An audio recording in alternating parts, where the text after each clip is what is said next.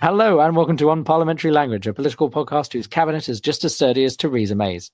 I know because I built it earlier today, having just moved house. And how are you, Rob? Yeah, I'm very well, thank you. How are you? I'm very good too. Just moved house, as I've mentioned to you before the show started up. I'm ready. I've somehow managed to cobble together a recording studio. I'm ready to talk Brexit. How about you? Yeah, very ready.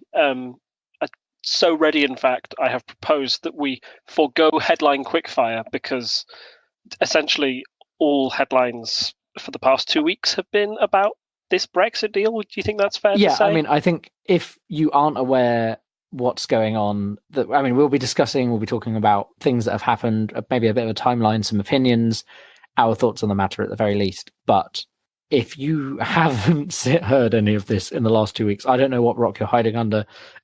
Maybe it'll be safe when we actually crash out with no deal. So yes.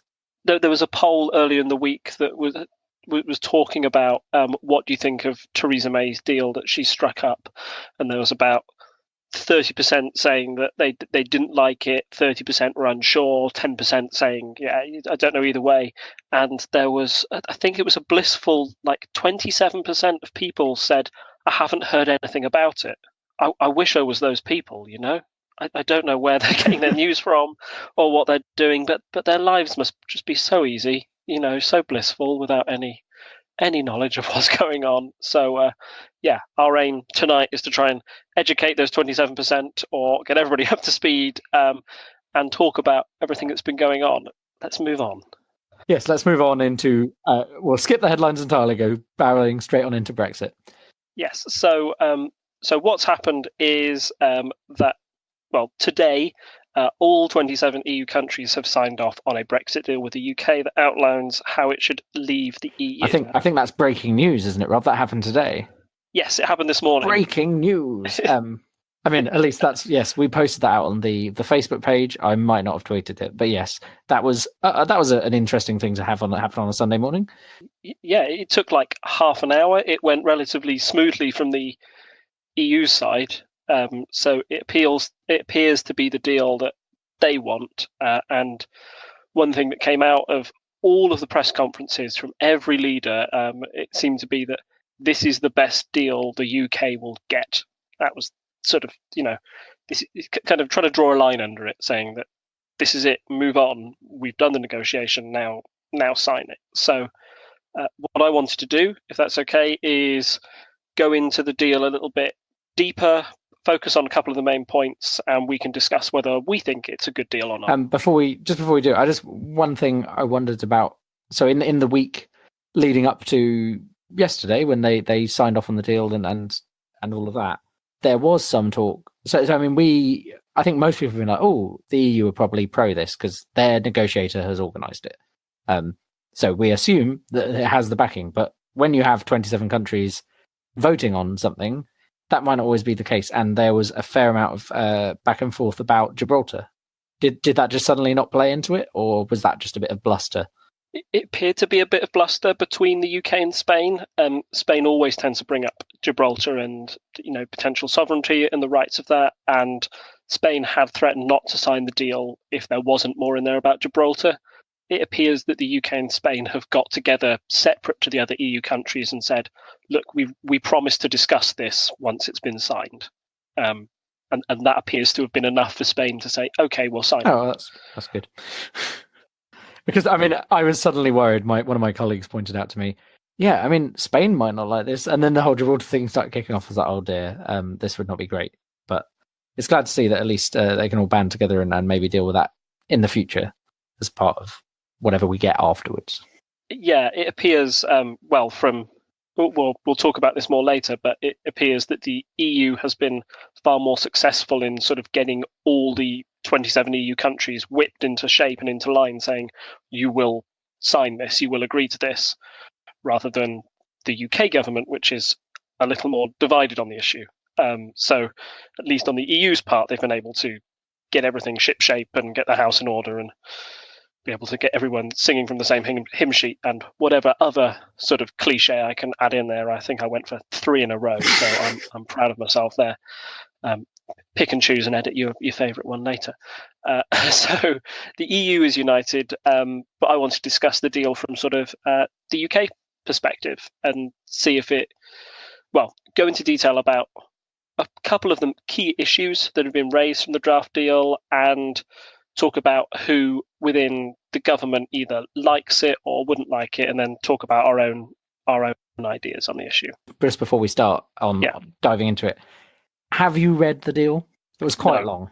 No, I think that's probably worth pointing out that it's 585 pages, and that evening I was actually busy reading a shorter but no less important document to me contract for moving house. So I didn't have time to read 585 pages, and I just waited until someone better than me, people with a legal mind, went through and read it. And I think most of the newspapers had a summary. I mean, obviously that has the biases the newspapers entail, but there's only so much they can. If you read all the different summaries that the different newspapers had, I think you'll probably get a pretty good view. We will put one or two in the show notes. I think. Yeah, I think it's worth linking to the 585 pages there. I attempted to read it, but there is an awful lot of legalese and clauses and sub-clauses. So it does benefit from somebody going through and picking out all the juicy bits, or at least translating some of it to tell you what it really means. Big disclaimer, haven't read it fully, but these bits the points that I've come out here, I have tried to go in and look at the raw text and see what they've got.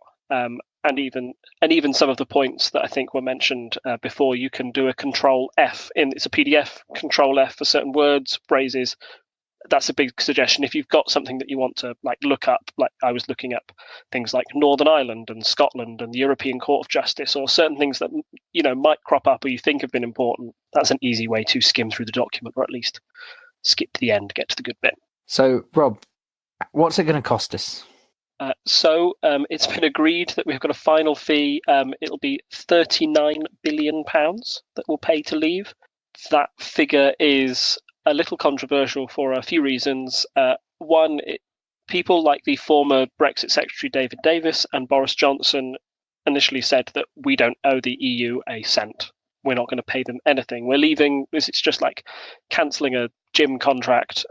We can just leave, no fees attached. For others, some thought it would be considerably higher, so that we might be paying for years and years and years. The 39 billion, although it sounds like an awful lot, the UK currently pays about 10 billion a year to the EU, or at least I think we have this year. That's what I've read. So that 39 billion covers our 4 years sort of into the transition period. So we think that we'll probably fully leave the EU by about 2022. By 2020. Yeah, by 2022. So that would cover it. So the fact that this ends when the transition period ends has allowed Theresa May to say that we will no longer pay vast sums.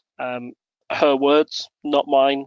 Some people might dispute that, given that I think I saw a pie chart the other day that said that our spending on the EU accounts for 0.3% of all of the UK spending as a whole. So it's not a great bit of our budget, but it is at least a little bit. But if you say 39 billion, people go, "Oh, that's a lot of money," because most people don't have 39 billion lying behind the sofa.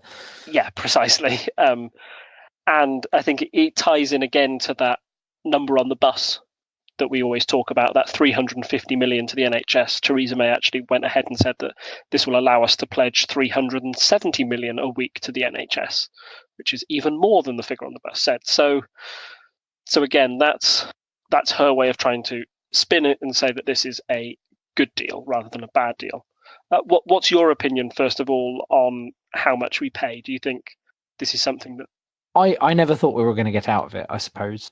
I don't think the amount we were paying to be part of the EU was a problem. But again, I voted Remain, as we know and have discussed before. I always expected us to pay money. This is the most logical solution, right? If you're going to be sticking around for about 4 years, you pay about 4 years worth of money. In the same way, if you stayed at your gym for 4 years, the gym would expect you to pay for 4 years of gym membership. Even if you kept saying, "I'm definitely going to leave this gym," and they'll be like, yeah, well, you can keep paying until you actually do. I've stopped bringing my towel to the gym. I've stopped. Next week, I'll stop bringing my backpack to the gym, and then eventually I'll move out move out of my locker entirely. Yeah, it's not surprising. It seems like the most logical choice to me. I think anyone who thought we were going to get away with paying nothing doesn't understand how these kind of treaties are drawn up. There must always be a way for us to But essentially, the fact that we're cutting it as soon as we're actually out, and it's kind of an estimate, I think seems fair. Yeah, I'd agree with that, and I think it's a good deal for the EU as well, because it allows them 4 years of transition for them to rebalance the budgets. To get used to the idea of a Europe without the UK paying it, and they need that time to adjust as well. So, as you sort of hinted at, I think it was the only logical solution that was left. I think paying nothing would have been, out of the question. The only way we'll pay nothing is if there's a no deal, but this whole deal is designed to avoid that. Well, I mean, many of our colleagues, people we know, are EU nationals who live in the UK. And also, I mean, knowing a lot of scientists, I know a lot of people who are abroad as well, working abroad, UK citizens abroad. How's that going to work out? What deal have we got on that? So I think personally this is one of the best parts of the deal, or something that will be very reassuring for those people. Essentially, those rights are protected for anyone who arrives in the UK and vice versa from the UK to the EU. They'll be exactly the same as they were before Brexit. So nobody's going to get chucked out, nothing like that. Those rights will also extend into the transition period. So Theresa May initially wanted to limit this to citizens who are coming in before May 2019, but instead the deal says that this will be by the end of the transition period, which could be late as 2022. So that's EU citizens' rights protected. The other thing, sort of linking into EU citizens' rights and immigration, is that once the deal is done and once the transition period is over, that will also end freedom of movement. So that's the right for anyone who was living in the EU to come and live in the UK. That will be at an end. And the UK, I think Theresa May has said that she will adopt a points-based skills immigration service. This is probably a big win for Theresa May. Immigration was one of the big factors during the referendum, and the EU had often said that they see freedom of movement as one of their 4 freedoms. One of the things that you can't have freedom of movement and not be in the customs union. Theresa May has been able to negotiate a deal that seems to, have an element of trade and not free movement, more like the deal that Canada or Norway has at the moment, which are entities outside of the EU but are still allowed to trade within it. Yeah, that's my opinion on citizens' rights. What do you think? Do you think this is a good deal or bad deal for the UK? I mean, I think the fact that we've got the back and forth, I mean, fundamentally saying the same is great. We don't want it jumping off some kind of cliff edge as soon as we leave would have been awful for various reasons. Not quite the same as building a wall down the centre of Berlin, but that kind of level of, it could split families apart, things like that. And I think that's the thing I've always been worried about with this. I think that, again, it's like the most sensible solution. It stays the same up until the point that it doesn't, which is when you've actually fully left. I can understand why this would annoy people who voted on the immigration issue specifically. It wouldn't surprise me. And also, May had to backpedal here a bit from the May 2019 kind of promise she wanted. But it's better than us suddenly throwing everyone out in the cold. Obviously, I was a fan of freedom of movement as well, so it's sad that it's going to end. But hopefully, we'll be able to get something in place that's not, having a bit more time. Again, a lot of this is giving us time to think about things, which we haven't had in the last 2 years. I mean, we've had 2 years, but some of these things are very complex. So I think in general, my overview of this deal is it gets us out of the bind of no deal and isn't the worst. As someone who wanted to stay, obviously, if I could click my fingers and we just stayed, that would be amazing. But it seems like we're going ahead with this. So in that context, it's not the worst. Yeah, no, I agree. It's certainly it's not hard Brexity at all. This part, it is quite soft. Again, as I mentioned previously, the end of freedom of movement will be, I think, seen as a big win for some people who voted leave, but the time frame is the real clincher for the hardest Brexiteers. I guess we'll see in time if this deal is getting, stopping freedom of movement is probably the biggest win for May, and will likely persuade quite a few people who were softer Brexiteers but wanted some controls on immigration as their biggest thing. That will convince them. But the timeline and the fact that it's maybe not as hard as it could be will upset the hardest Brexiteers. We'll have to see, and it might depend on how long the transition goes on. That might actually be the deciding factor to see if that's a success or failure for May. So I suppose moving on from citizens' rights and immigration, we've got border issues. We've discussed Northern Ireland's border before. What's the plan there? And is it just magic technology? Well, that you say magic technology like it's like, oh, that's kind of what the plan is. Don't tell anybody. So we've always said that it's like the hardest decision to make. And Theresa May herself, just before this deal came to fruition, said that the deal's 95% done. We just got to sort out this last bit, which is the whole of the Northern Ireland border, which I would argue quite a big bit. Not just 5%. Yeah, quite big. So both sides have sort of decided quite a big fudge on this, in my point of view. They've talked to each other, and essentially the UK has gone to the EU. We don't want a hard border.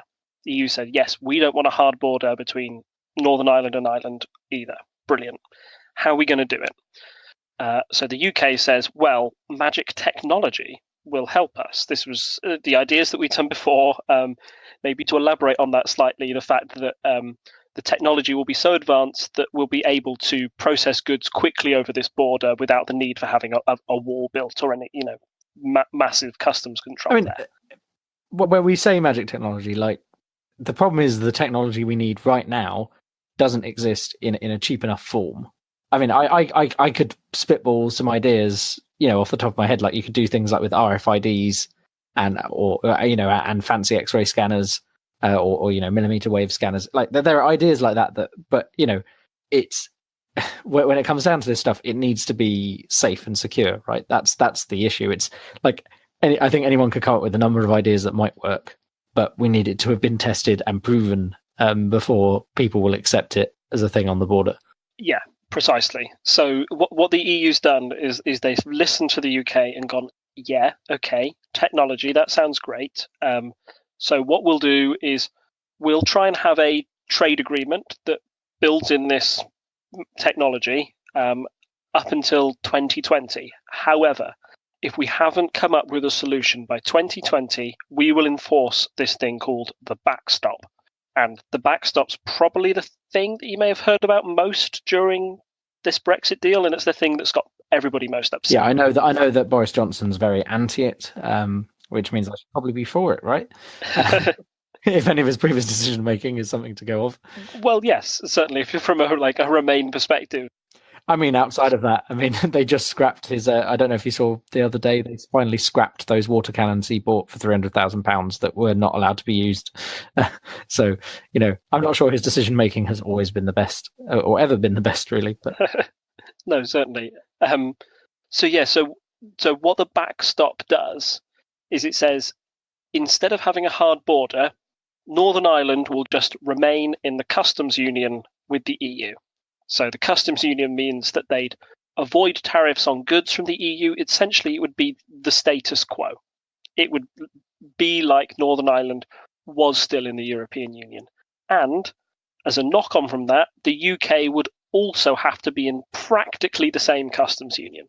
It would be a little different, and there would be a necessity for some extra non-customs checks on some types of goods passing between Northern Ireland and the rest of the UK.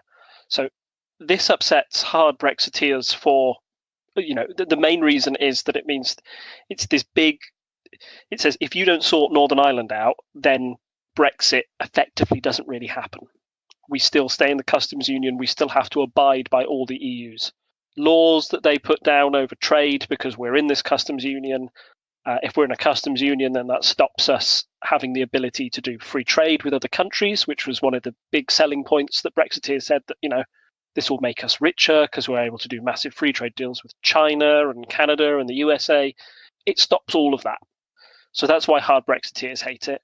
The other people who hate it is the DUP, or the partner that's in Theresa May's government, because what the DUP have always said right from the start is that they do not want special treatment for Northern Ireland. They do not want Northern Ireland to be treated any differently than the rest of the country.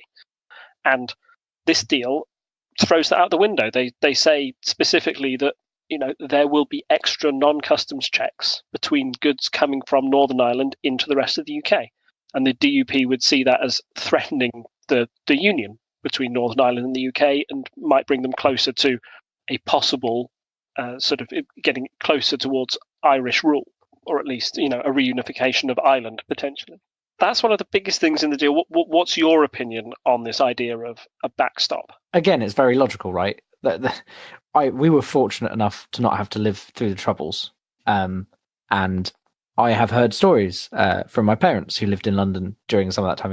I mean, maybe they were overly paranoid, but like checking under their cars and things like that because of what was going on. And none of us want to return to that. None of us want the Good Friday Agreement to go away.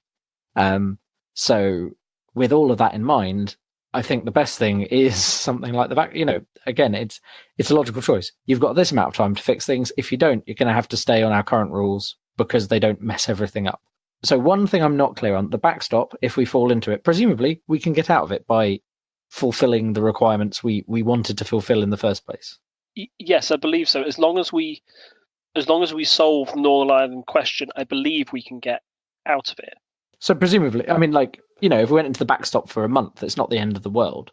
Yeah, I mean, it would delay Brexit by that period of time. And I understand why people who are hard Brexiteers or really want Brexit would be annoyed by that.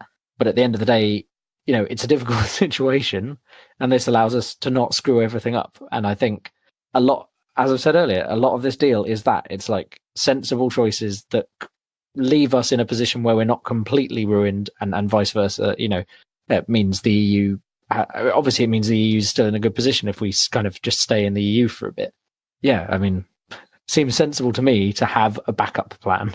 Yeah, the one hard Brexit argument I would say against you is that it's fine if we overrun it by a month, but this is a legal text we're signing up to, and this legal text, the exact wording in it is the backstop will last until 20XX.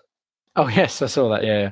So feasibly for Brexiteers, in the worst case scenario, we could be forced to still be in the EU in 80 years' time, in 2 generations' time. It's just that's such a long way from the original vote. They fear a lot could have changed in that time, and having to wait that long for a true Brexit or whatever they wanted is something they feel they can't accept. So that's why most hard Brexiteers are going against it with sort of the ferocity and the furor that they are, because it leaves open the door for 80 more years of the European Union. So moving on from that, financial freedom, how are we going to be affected if we come into this backstop? Have we touched on that? So we've touched on this briefly. The view of hard Brexiteers was that by leaving the EU, we would have ultimate financial freedom. We'd be able to deal with whomever we wanted. So I'm just going to recap what you said, because you went, I don't know how well that's recorded. Essentially, if the backstop comes into play, we can't go after this Singapore type model. We are stuck in the EU, essentially, in everything but name. We'd be following all the rules, but we wouldn't have our vote, which I suppose is something we've touched on previously as well, something that I was always worried about, the fact that we had a lot of voting power and a veto in the EU, and we've lost that, and there's definitely going to be a period where we are under EU rules without any power to change them. Although in general, I think I agree with the rules we're under, most of them.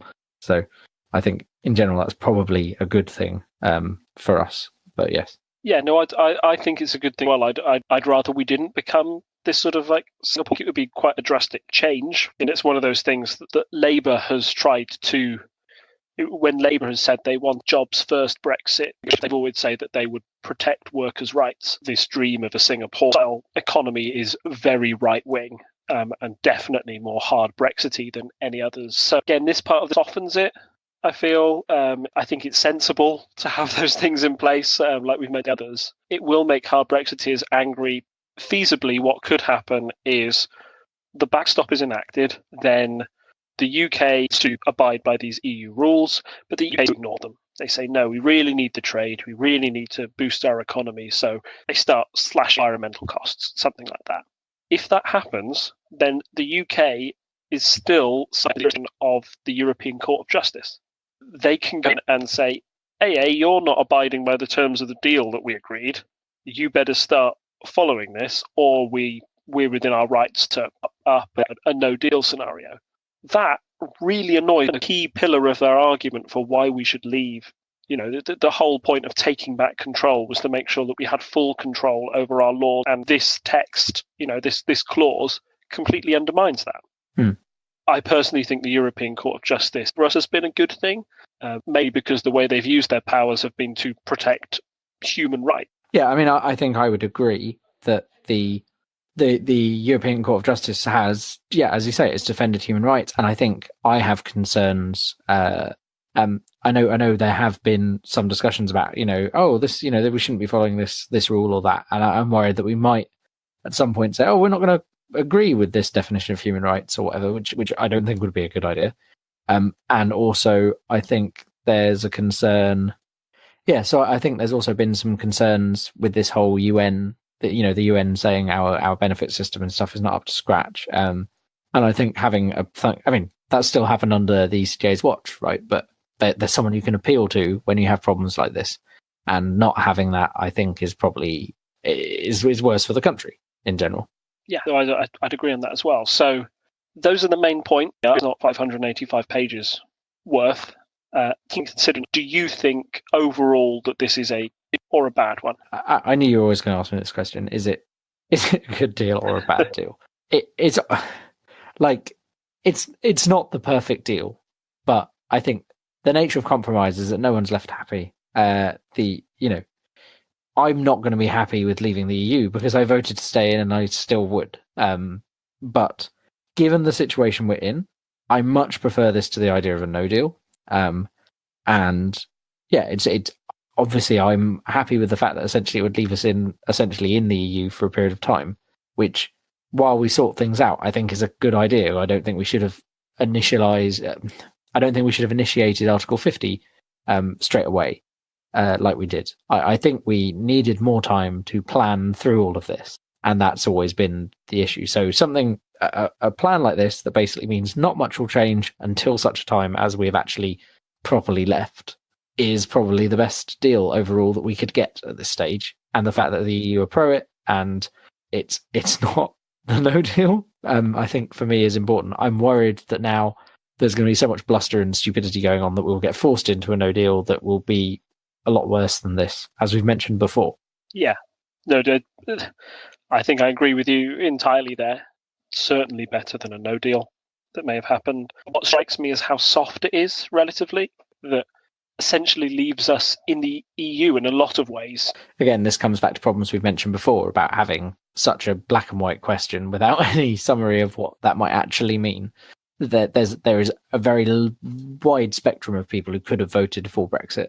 And we've seen that come out in since the vote, that there are people who thought, it meant this, it meant that. But no one knows how many people thought it meant which thing. And so everyone's going to be unhappy, pretty much. Yeah, I think Theresa May said herself, it's this deal, no deal, or deal. And I still think if I had a choice of those three, I would choose no Brexit at all. I would find this deal and no deal. I'd choose this deal. And I think this is the gamble that May's taken to try and get it past Parliament. So we've given our kind of summary of how we feel about the deal. How has the country reacted, I suppose, in a more general question, and more specifically, Parliament and Cabinet, what happened after this was all announced? It's been pretty interesting reading as far as following politics goes. It's been pretty crazy, especially the day it was announced itself. Do you want to kind of summarise that for us? Yeah, so the day it was announced, there was a lot of speculation about how the Cabinet would react.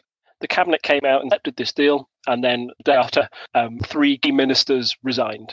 So the first to go was Salish Vara, who's the Minister of State for Northern Ireland. essentially he resigned over this backstop. The second person to resign was the Brexit secretary. He's the second Brexit secretary to go after agreement, which is very similar to this deal, was put through. And I think this really highlighted the nature of this Brexit position. It's been awarded to hard Brexiteers who apparently have the job to negotiate this deal, both of which have had to resign because they don't like the deal they negotiated in the first place. And I think there was some quote about how Dominic Raab basically, when he was seeing over there talking to the EU, they were kind of funneling stuff around him and talking to other people within his team because he was difficult to deal with, essentially. And I think I agree that this deal is clearly not a hard Brexit, which makes that secretary position pointless. And the person who can't remember his name off the top of my head, but I know it's an ally of May. It's now a completely sort of nothing position. Nobody really cares about it anymore. The other person to go was Esther McVeigh, who was pensions secretary.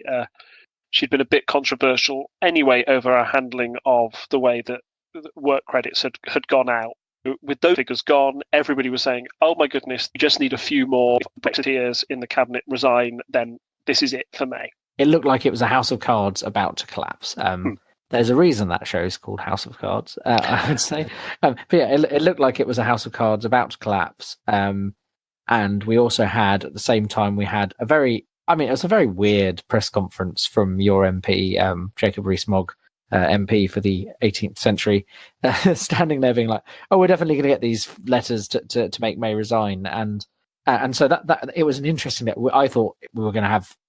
This is one of the benefits of doing the show like this, where we have a 2-week view. It seemed like that day everything was going to go wrong. It was, I was paying attention avidly, but it was like, oh, this is going to get worse and worse. We're going to lose this deal. We're going to go into a no deal. But then kind of it turned around. We haven't yet had the, despite the number of kind of prominent people talking about it, or seemingly prominent people talking about it, we haven't had a vote of no confidence in May. So she hasn't had, the hard Brexiteers haven't managed to get together 48 letters out of all the MPs.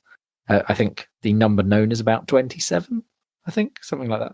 And then, yeah, the cabinet, the rest of the cabinet stayed there, and that includes 5 Brexiteers of varying degrees of Brexit. But Michael Gove, Andrea Leibson, the disgraced former Secretary of Defence Liam Fox, Grayling, and Penny Audon. I don't know how you pronounce her surname. I wasn't sure if it was French or not. Yeah, so those staying, they're called the Gang of Five, hope to influence May from the inside. This Gang of Five, they decided that leaving what they'd be an impersonation, what they decided to do instead was remain within it and try and reform it from within, which is the perfect stupid metaphor for the whole Brexit campaign. So I found a certain irony in that. We're left in a state now that even though the Conservatives weren't able to get a vote of no confidence in May, we've still got, I think to date, 90 MPs have said they can't vote for this deal, which is really bad news for Theresa May because her majority is so slim. And the last time we had a non-coalition minority government like that was kind of the downfall of John Major, right? That was back then. Yes. Yeah. He looked along for as long as he could after some by-elections went against him. So it shows a government working on borrowed time. And the DUP made some points by voting or not voting in certain ways following that. Got a really weird one where nobody quite has the numbers to do what they want to do to get a majority. Like May is trying to get the numbers, she's trying to appeal to Labour MPs who would rather take a soft Brexit over a no deal and almost use like scare tactics to say, hey, I'm not going to allow you a general election. I'm not going to allow you a second referendum. And once those 2 options are off the table, the only options are my deal or no deal. And some Labour MPs may go for that. I think the problem with that scenario is that would almost certainly be any Labour MP who voted for that would be their last action as a Labour MP. It would be that they wouldn't get re-elected next time. They'd have the whip removed, all of that kind of jazz. It would be bad for them and it would be bad for Labour. So I don't see that happening either. With all of this, it's very precarious for everyone. Numbers not adding up. what is Theresa May doing? I mean, you've mentioned a bit of it already, but she's got to get this through Parliament. The EU signed off on it, so the only barrier now is us as a country saying yes. So she's been out, she's done some press conferences. How's she trying to get this through? What's her tactic? She's trying to sell it to the general public. She's trying to go on a big charm offensive on TV and radio, trying to sell it to the people. There was a big letter published in nearly all the major newspapers today outlining Theresa May's reason for the deal, sort of saying that we should end this divisive infighting that's been happening in the country. Her deal is an opportunity for the country to unite and put this whole Brexit, mess behind us. We can start talking about something else once we've agreed this deal. The problem with this tactic is kind of twofold. One, May's already quite unpopular with the general public already. I think she proved that in the 2017 election. Her personal charm was certainly less than that of Jeremy Corbyn, and the way that she's talked about Remainers in the past, some of the language about saboteurs or that stuff that was associated with May has put it in a very bad light. So I'm not quite sure if she's the right person to unite the country. Secondly, if you're trying to sell a deal to the people rather than MPs, that's usually a tactic reserved for referendums. And the one thing that Theresa May has already ruled out is having a second referendum or having a referendum on her deal. She may be trying to influence constituents to try and get them to pressure MPs to vote for the deal, but that's a bit of a roundabout way. And polling in general has suggested that May's deal is certainly not popular, or certainly doesn't have the amount of popular support that may force MPs to vote them along. When I talk about those numbers, I'm thinking you would need at least 50%, probably closer to 60, 70% of the country backing this deal before MPs would go, whoa, okay, that really is popular. I better vote for this. It's not on that scale at all. Do we have a number for that? I've not seen one I've not seen one that I can call to mind. I think there was a YouGov poll or something similar. The one I mentioned earlier about how do you feel about May's deal versus no deal versus, what have you heard about it? And it was edging on sort of 20 to 30% support for May. Not great. For May's deal. No, not great at all. The other thing, I forgot to mention this earlier, is we've talked about her problem getting it through Parliament. There's a really good breakdown of all the voting blocks that The Guardian has provided. Oh yeah, it's almost like a little game where you can go and you can play around with the voting blocks and see if you can pass the deal yourself. That really helped me to break down all the factions, see what was in place, and see what task May has going for her. The one I've come up with that gets it passed is that if all of the wavering Brexiteers for the Conservatives decide to vote for the deal, and all of the Labours for a people's vote for some reason decide that they're not going to get a people's vote and decide that this deal is better than a no deal, then this passes. It squeaks past by 323 votes to 316. Whew, that's close. but even that's super unlikely. And then maybe they're the groups that could go either way. So to sum up briefly, we're left with a deal that, although the entire EU agrees on it, there is no guarantee it's going through Parliament. In fact, I expect it to fail. I almost certainly expect it to fail when it gets to the House of Commons. What you've got to look out for is what happens next. If it fails first time, do we go to a general election? Do we go to a second referendum? Or does May try her luck again and says, no, this is the same deal, but you've really got to vote for it this time, because maybe the reaction to the first deal not passing is the financial markets crash or something like that. A big event happens that scares enough people into thinking that it's this deal or no deal. Yeah. So I feel that maybe the most likely scenario is that it doesn't pass Parliament, but the transition period is extended. I hope that's what's happened. So it's extended so we have more time to sort out a deal. Following on from what I've kind of said throughout when you've asked me what I feel about it, I mean, yeah, we never had 2 years was never enough time to sort all this stuff out. So being able to extend it as a transition period so that we have some time to fix a few things would be good.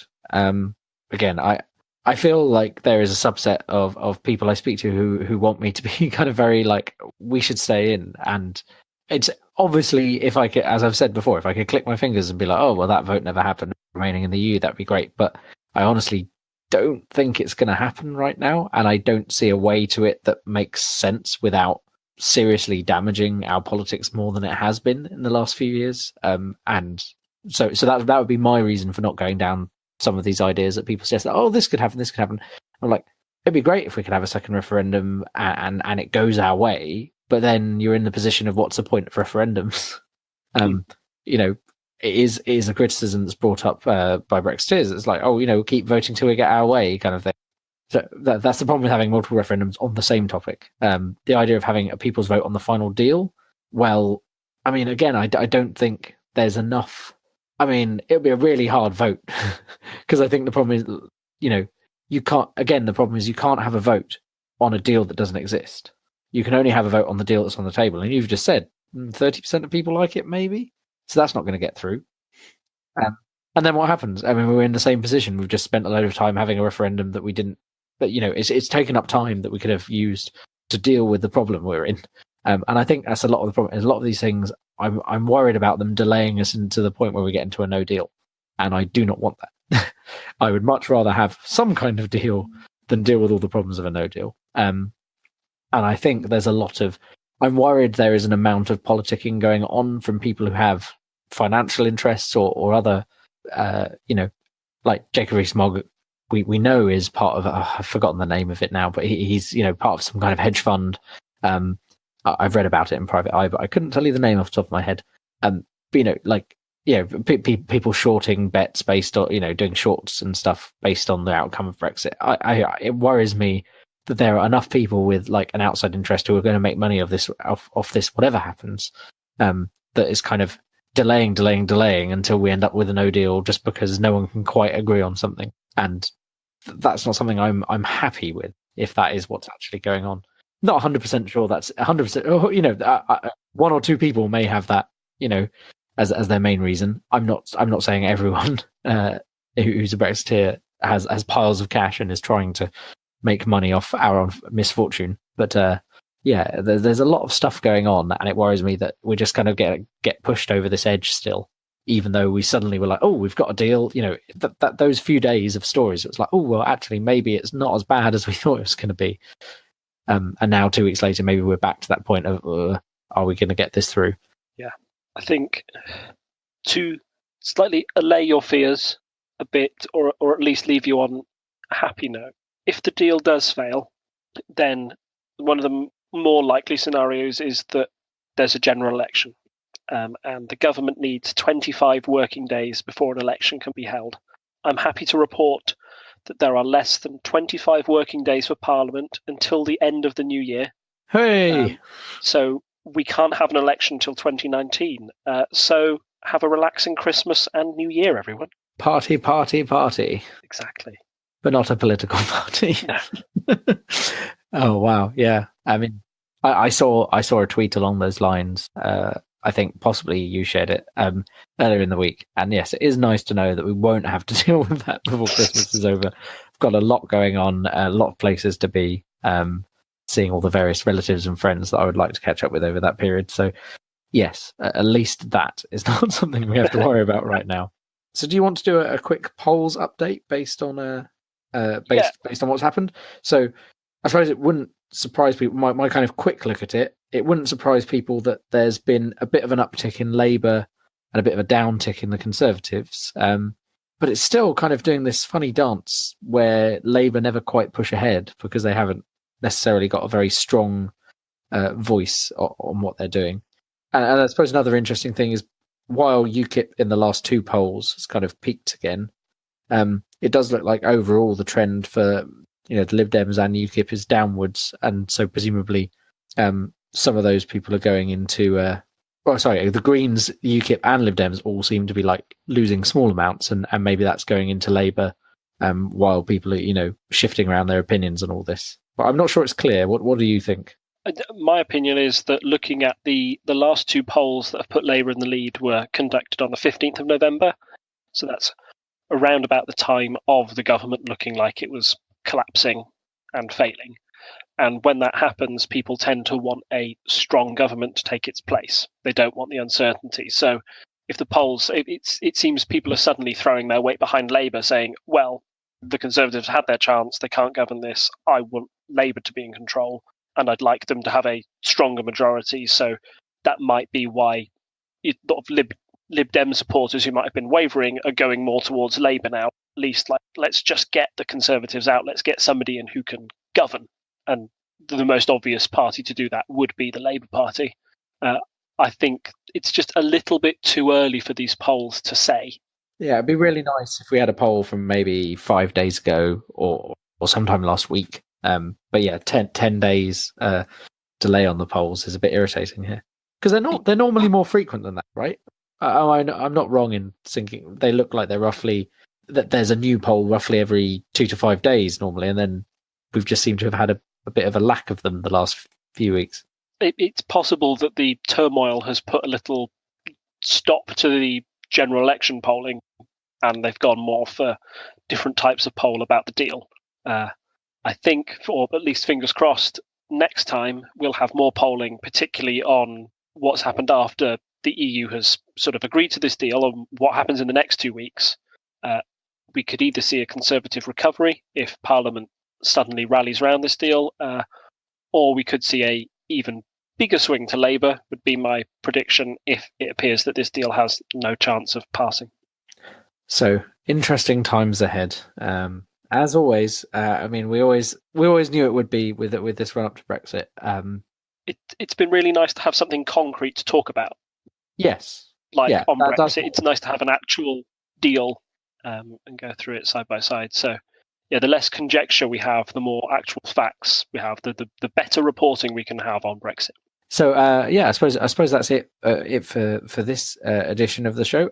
As always, we welcome your feedback and discussion. Especially, you can come and find us on Discord. You can join in, and while we're talking about it, so that's maybe the best feedback we can have is people there criticizing things we say, giving us ideas to talk about.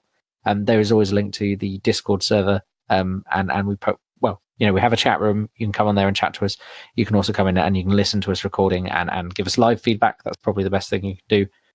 Second to that, we also, another great thing, obviously word of mouth helps spread the podcast, but going on to Apple Podcasts and reviewing us or whatever podcast app of choice you have, if there's a review function, giving us 5 stars saying why you enjoy the podcast, obviously helps us get out there, and that's great. And you can find us in all the usual places. You can find us on Twitter and Instagram at Unparl Podcast.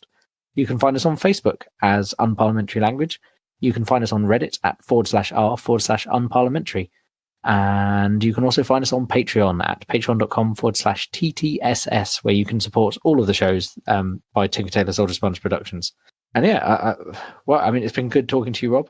And hopefully the country doesn't explode in the next 2 weeks. So I'll see you in 2 weeks' time. And it's goodbye from me.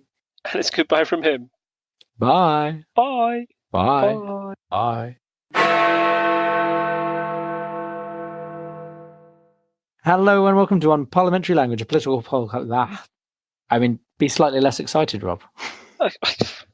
You know what? When we're talking about Brexit, it's really hard. Okay? Insert your own double entendre there. Right, okay. Goodbye from me. It's goodbye from him. Bye. Oh, sorry. You broke up during... I broke up during the... Damn. Oh, all right. Okay. It got better.